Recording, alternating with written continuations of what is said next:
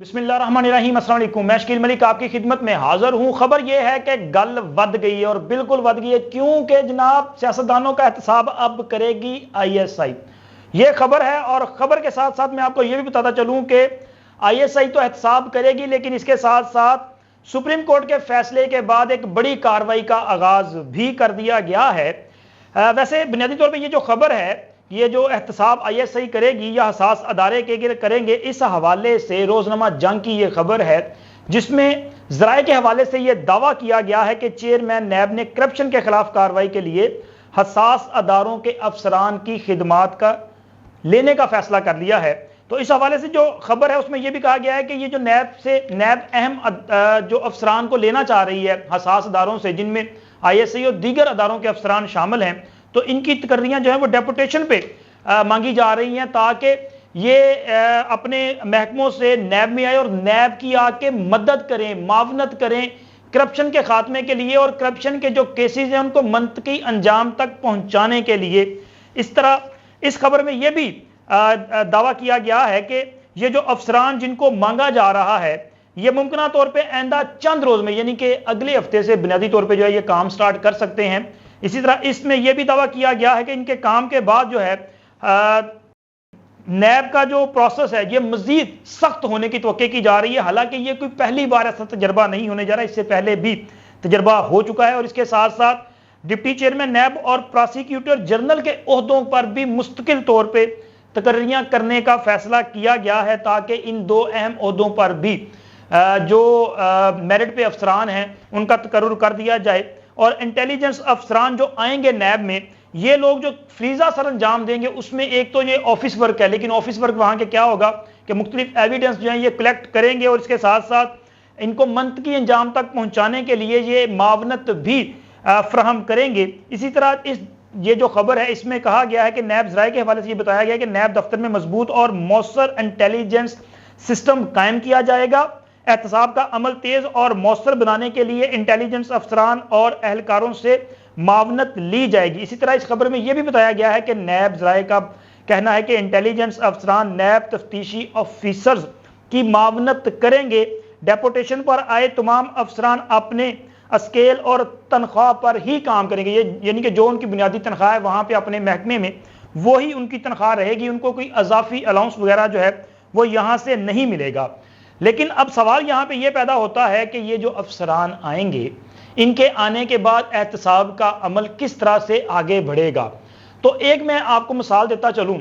کہ میاں نواز شریف کے خلاف پاناما کا جو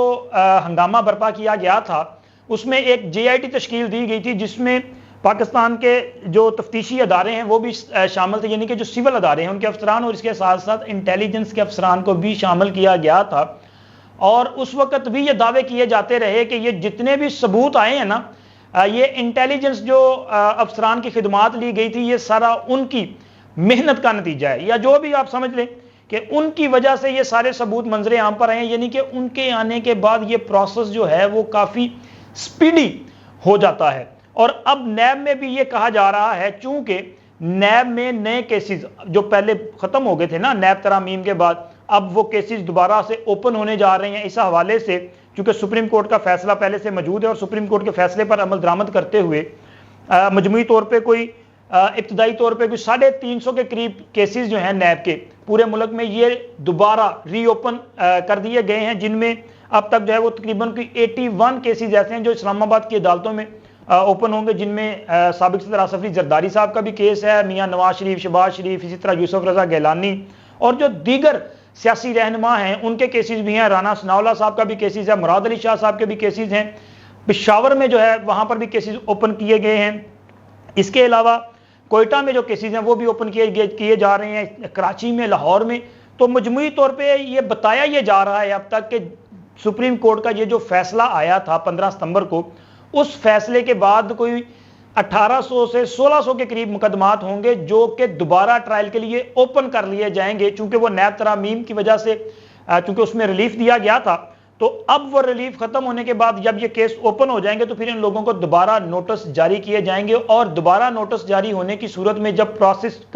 دوبارہ سٹارٹ ہوگا تو اس کا مطلب ہے کہ پھر تفتیشی افسران بھی پیش ہوں گے، اور ان تفتیشی افسران کے ساتھ یہ جو इंटेलिजेंस अफसरान बुलाए जा रहे हैं ना, ये भी आएंगे। अब ये इंटेलिजेंस अफसरान अपने तरीके से जो एविडेंस है वो कलेक्ट भी करेंगे, और इनका तरीकाकार सबको पता है कि वो फिर कैसा होगा। अगर ये एविडेंस लेके आएंगे तो फिर उन एविडेंस को डिनाई कौन करेगा। तो अब बुनियादी तौर पे मामला यहां पे आ गया है कि सियासतदानों का एहतसाब ISI करेगी, क्योंकि ये तमाम लोग जो आएंगे ये ज्यादातर लोग वही होंगे जो ISI या दीगर इंटेलिजेंस एजेंसीज में सर्व कर रहे हैं। तो इन लोगों को बुलाया जाएगा, और इन लोगों के आने के बाद एहतसाब का अमल भी तेज हो जाएगा, और इसको फिर जो रिवर्स गियर लगता है ना, मेरा ख्याल है वो भी लगेगा। लेकिन इसके साथ साथ अब जब भी इंटेलिजेंस अफसरान या फौज की मदद की किसी भी अदारे में ली जाती है, तो उस अदारे में कुछ फीसद बेहतरी जरूर आती है, लेकिन इसके साथ साथ फौज पोलिटिसाइज भी होती है। और फिर जब आप किसी के खिलाफ कार्रवाई करते हैं, कोई सबूत आएगा तो वो इल्जामात लगाना भी शुरू कर देते हैं। इससे पहले माजी में मियां नवाज शरीफ ने एक तजर्बा किया था कि वापडा फौज के हवाले कर दिया था। उन्होंने कहा था कि वापडा में बिजली की चोरी बहुत ज्यादा होती, तो उसको रोकने के लिए फौज को जो है वो वहां पे एक विजिलेंस सेल की सूरत में वहां पे उनको वहां पे तैनात कर दिया गया। और उसका नतीजा फिर ये निकला कि फौज इस कदर मामलात में इन्वॉल्व हुई कि लोगों ने ये कहना शुरू कर दिया था कि जब आप फौज को जो सिविल मामलात हैं या सियासी मामलात हैं उनमें इस हद तक लेके आएंगे तो फिर फौज को यहां से निकालना मुश्किल हो जाएगा।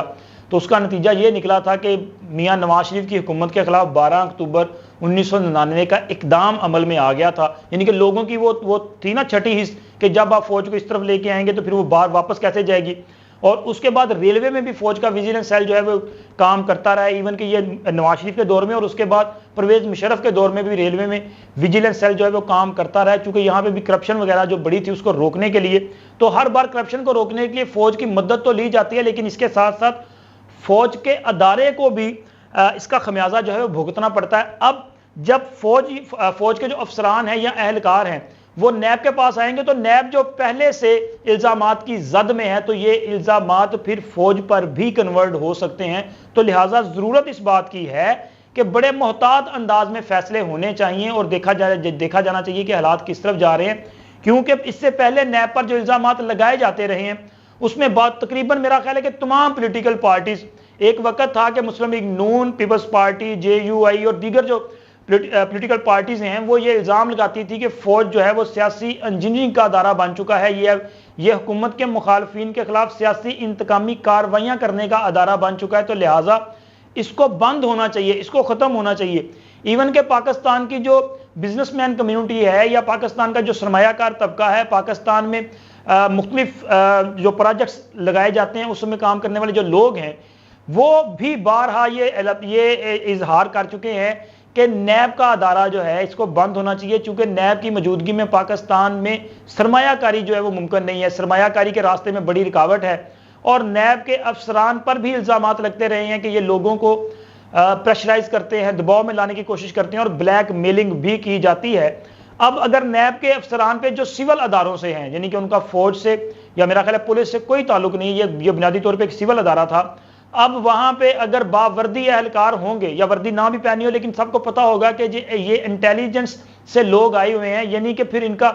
कहते हैं ना पिछों थे फौजी ने ना, तो जब ये बात होगी तो फिर इसका मतलब है कि जो इल्जामात लगेंगे या जो बातें की जाएंगी उसमें ये इल्ज़ाम बराह रास्त फौज पे भी आएगा। तो लेकिन एहतसाब के अमल को शफाफ बनाने के लिए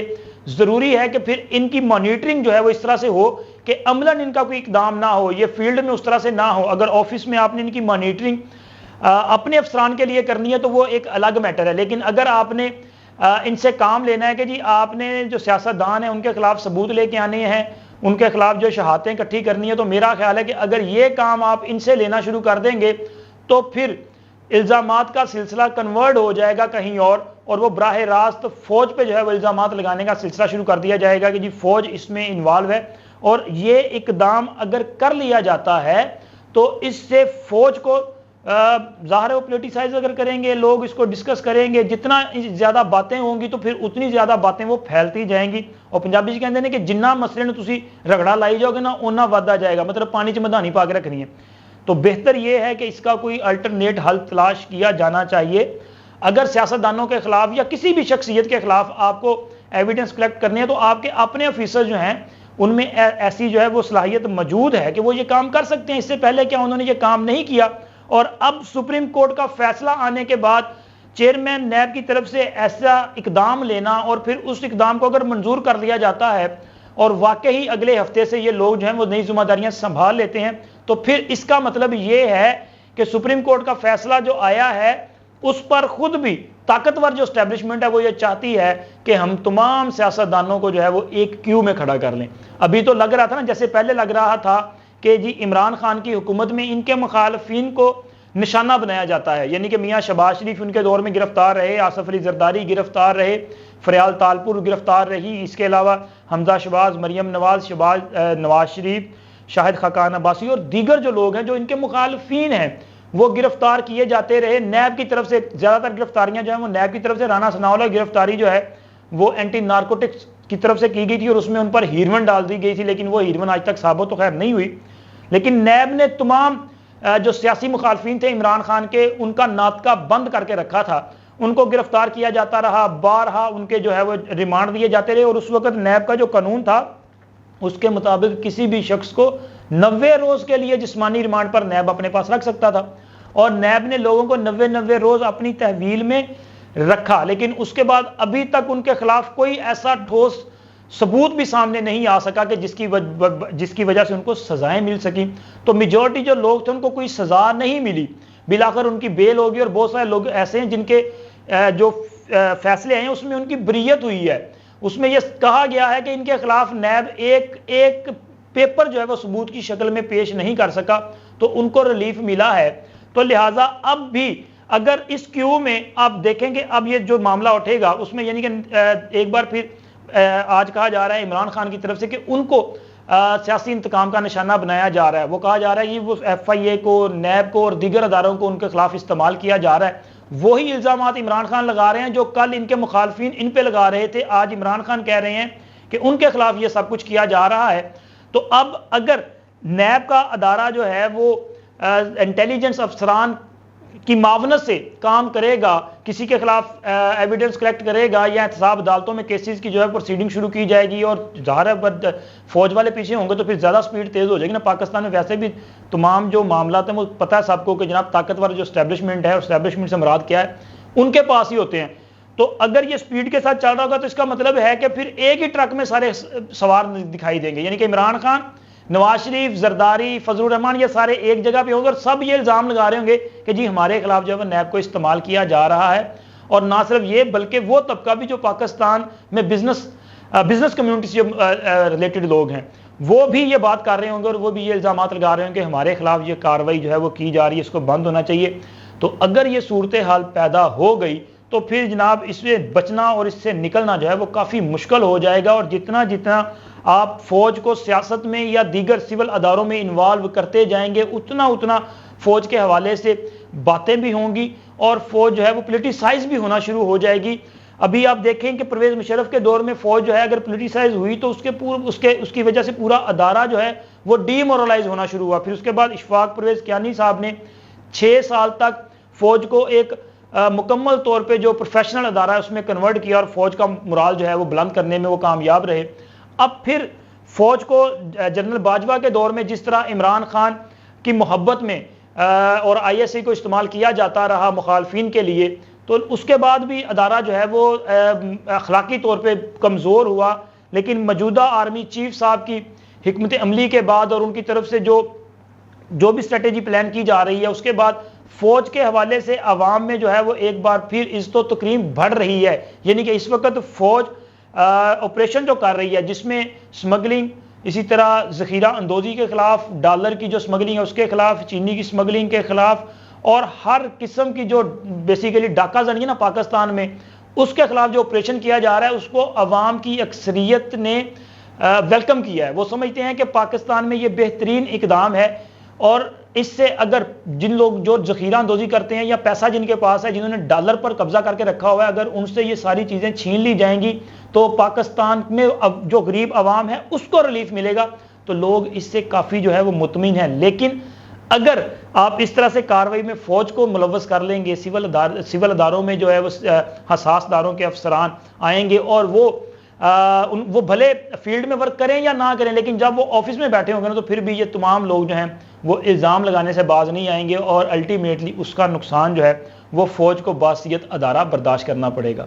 ممکن ہے کہ اس حوالے سے ہماری جو طاقتور اسٹیبلشمنٹ ہے وہ بہتر فیصلہ کرے اور غور و خوض کے بعد کوئی اور فیصلہ بھی کیا جا سکتا ہے، لیکن سٹل آج کی جو سچویشن ہے اس کے مطابق یہ ہے کہ اگر یہ چٹھی بھیج دی گئی ہے تو اس کے جواب میں اگر افسران آ گئے تو پھر اس کا مطلب ہے کہ احتساب کا عمل بھی تیز ہوگا، اور اس کے ساتھ ساتھ تمام سیاسی جماعتیں جو ہیں